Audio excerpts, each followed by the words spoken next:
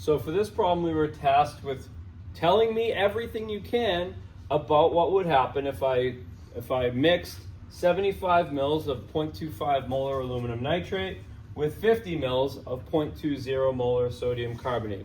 So this is going to be a double replacement reaction where we end up with one product that is a solid or a precipitate while the other one remains aqueous.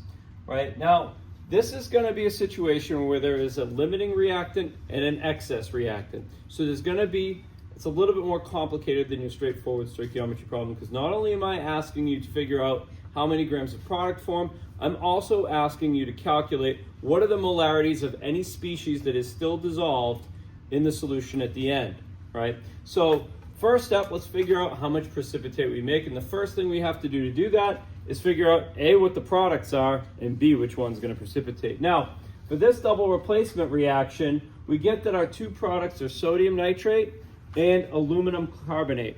So aluminum carbonate are highly charged ions, and carbonates are not usually soluble unless it's with an alkali metal or ammonium, and this doesn't fall into that category. So that is going to be our precipitate. Nitrates are always soluble, sodium's always soluble, so that is going to remain aqueous, and none of those ions are going to be part of a solid formed at the end of the system, or what we have at the end. So to figure out how much aluminum carbonate, I know there's more than one way to do that, but we use our volumes and our concentrations for each reactant.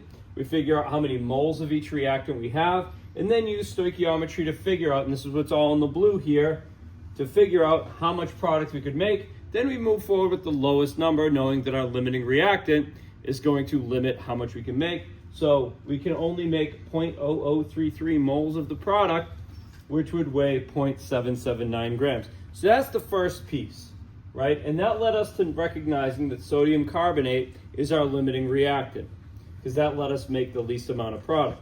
Now what that implies is the component of this that contributes to the solid gets completely consumed. So at the end of the day, there should be no carbonate ions.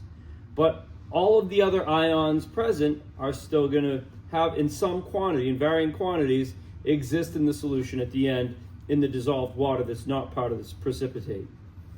And if you're not part of the solution, you're part of the precipitate. So let's take a look at how we could figure out those remaining concentrations for each of the other species.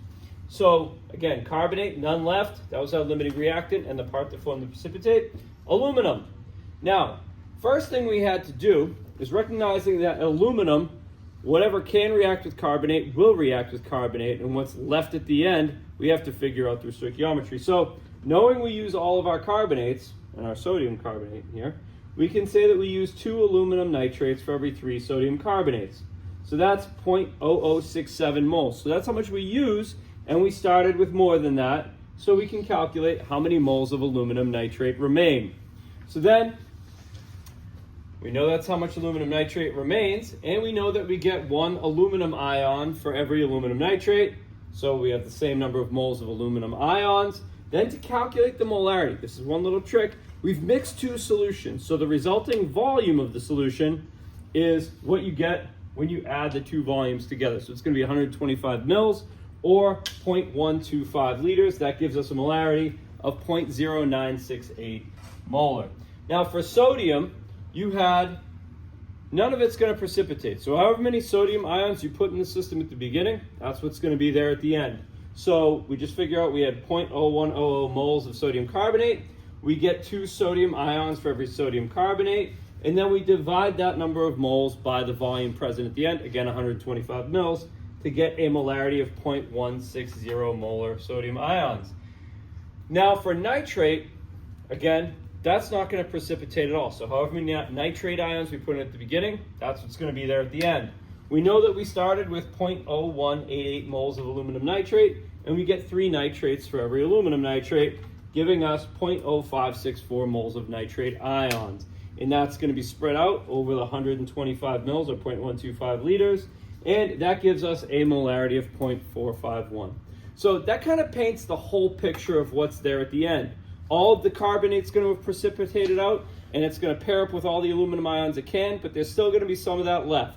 So we're going to figure out how much aluminum we use from what we started with, and then the 2 spectator ions, just whatever you put in, that's what's going to be there at the end.